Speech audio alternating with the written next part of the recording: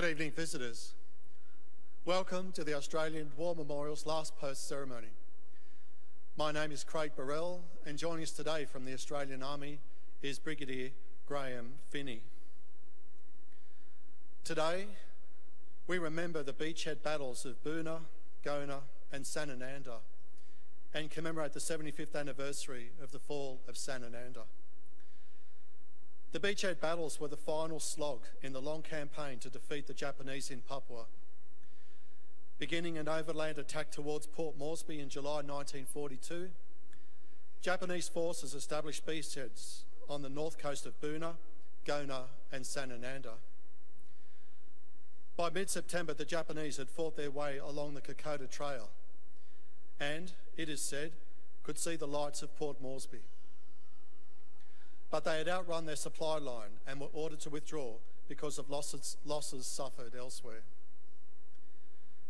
Digging in along the north coast, the remaining Japanese troops were determined to hold the beachheads at all costs. The difficult conditions favoured the Japanese and their strong network of well-concealed defences. For 2 bloody months, the Australians and Americans threw themselves against the defenders. Allied air power deterred the Japanese from reinforcing and resupplying the beachheads, and towards the end of the battle, some defenders were withdrawn by sea or escaped overland. But the remaining garrison would fight to the death, almost to the man. Halfway between Boona and Gona, Sanananda formed the centre of the main Japanese defensive position.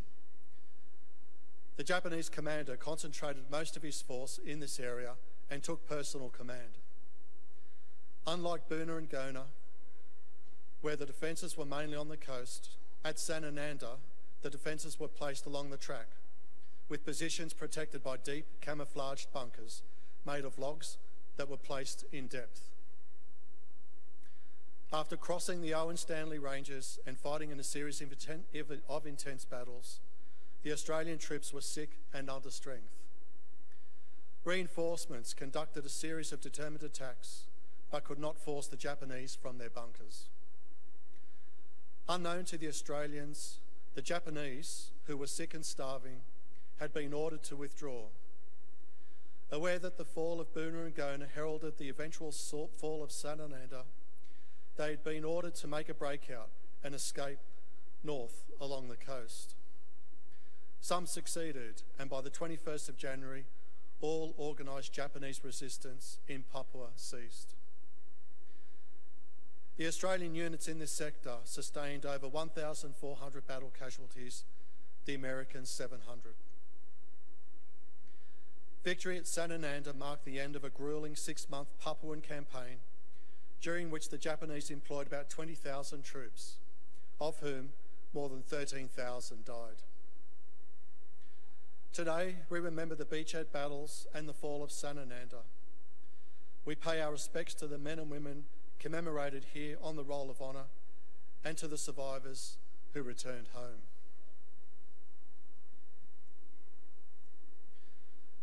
We warmly welcome the family of Private Thomas Frederick Sewell, whose story will be told shortly.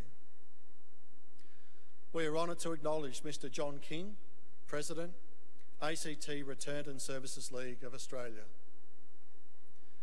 We welcome the veterans who have served, those that are still serving, and the families that support them. We acknowledge the members of RSL and Services Clubs Association, RSL Victoria, and RSL Queensland, who are watching the broadcast of this ceremony around Australia. During the ceremony, wreaths will be laid at the base of Pool of Reflection by family and visitors. Please stand and join in singing the National Anthem.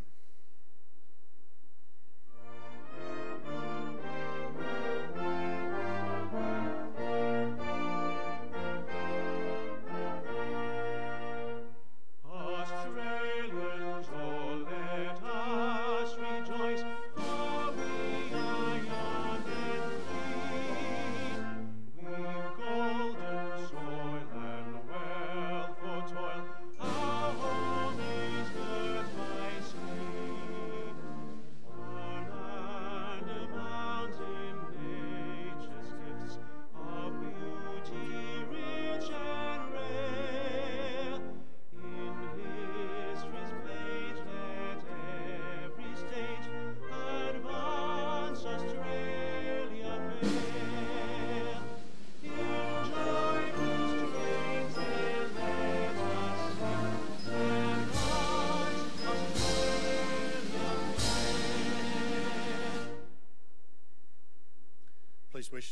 sit if you wish to do so.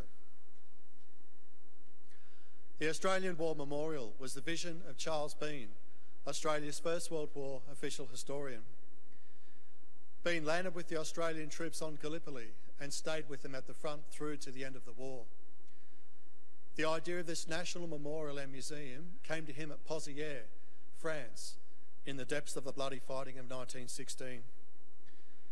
Bean's idea was that this would be a place where families and friends could mourn their loved ones buried in faraway places.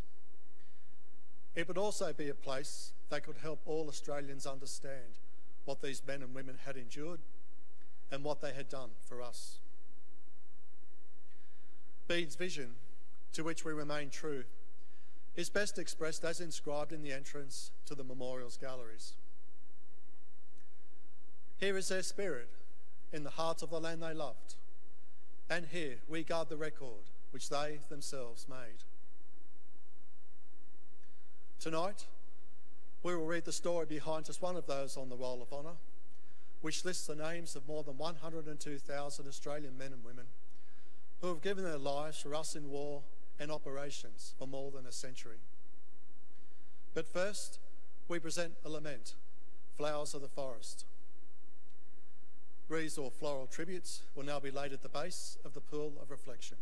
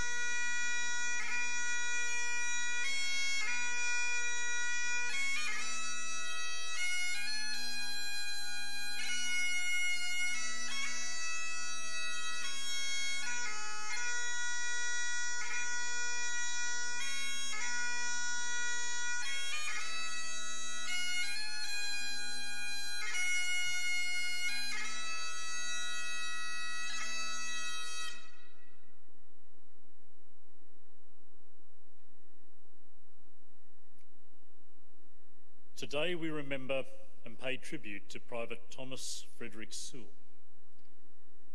Thomas Sewell was born in 1896, one of 12 children of Henry and Elizabeth Sewell of Sewell Creek near Rockley in the New South Wales Central Tablelands. He attended Mount Davis Public School, paraded with the senior cadets, and later worked as a coal miner at Portland near Lithgow. Sewell enlisted in the Australian Imperial Force in January 1916, and after a period of training at Bathurst, embarked for England with a reinforcement group for the 45th Battalion. Arriving in England, he underwent more training on the Salisbury Plain in Wiltshire before embarking for France in September 1916. There he joined the 45th Battalion in the quiet Saint-Eloi sector in Belgium as the battalion rested after several weeks of fighting at Pozières and Mouquet Farm. After several weeks in Belgium, the 45th Battalion returned to the Somme, where it spent the following winter holding positions between the villages of Fleur and Gueudecourt. After enduring the coldest winter in France for nearly 40 years, the 45th followed up the German withdrawal throughout February and March until it reached the Hindenburg Line in early April. Thomas and the rest of the 45th Battalion were held in reserve during the 4th Division's costly and unsuccessful attempt to breach the Hindenburg Line at Bullecourt on the 11th of April, which resulted in over 3,000 Australian casualties. By May, the focus of British operations had shifted north into Belgium as part of an effort to break out of the Ypres salient and to capture the German submarine pens along the Belgian coastline. This operation would involve capturing the Messines Ridge, which dominated the high ground overlooking Ypres from the southwest. The 45th Battalion formed part of the 4th Division's attack at Messines on the 6th of June 1917, during which it captured a position known as Owl Trench. Over the following days, the battalion repelled successive waves of German counterattacks amid heavy shell fire from enemy artillery. The 45th Battalion suffered over 500 casualties in less than a week of fighting. Among them was Private Thomas Sewell, who was shot in the chest and suffered serious wounds to his face and hands as the battalion was being relieved from the front line on the night of the 11th of June. Stretcher bearers carried him to a nearby casualty clearing station where he succumbed to his wounds the following day. Aged 21, at the time of his death, Sewell was buried at the Bayeux Communal Cemetery. His parents selected a phrase from the Lord's Prayer to appear as the epitaph on his headstone: "Thy will be done."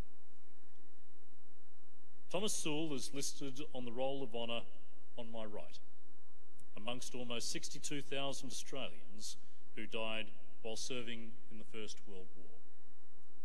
This is but one of the many stories of service and sacrifice told here at the Australian War Memorial. We now remember Private Thomas Sewell, who gave his life for us, for our freedoms, and in the hope of a better world.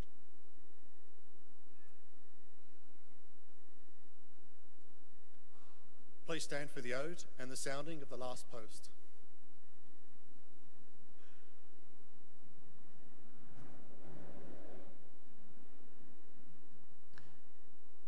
They shall grow not old, as we that are left grow old. Age shall not weary them, nor the years condemn. Going down of the sun, and in the morning, we will remember them.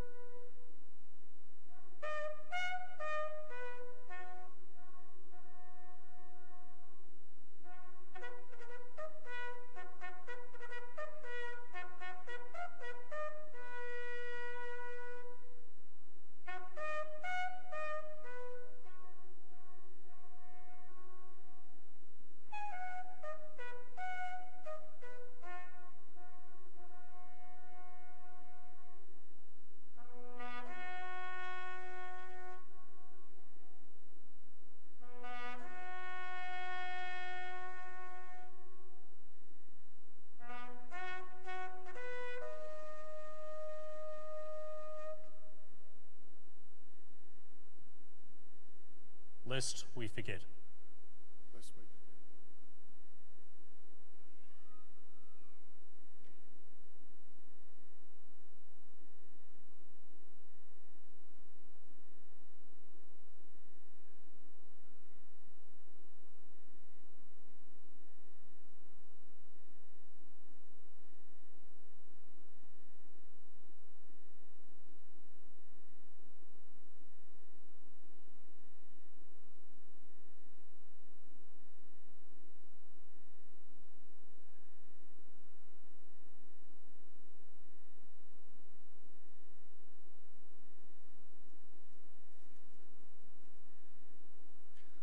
We leave you this evening with the words of the memorial's founder, Charles Bean. Many a man lying out there at Pozières or in the low scrub at Gallipoli, with his poor, tired senses barely working through the fever of his brain, has thought in his last moments, well, it's over. But in Australia, they will be proud of this. Ladies and gentlemen, girls and boys, that concludes the last post ceremony. Thank you for visiting the Australian War Memorial and good evening.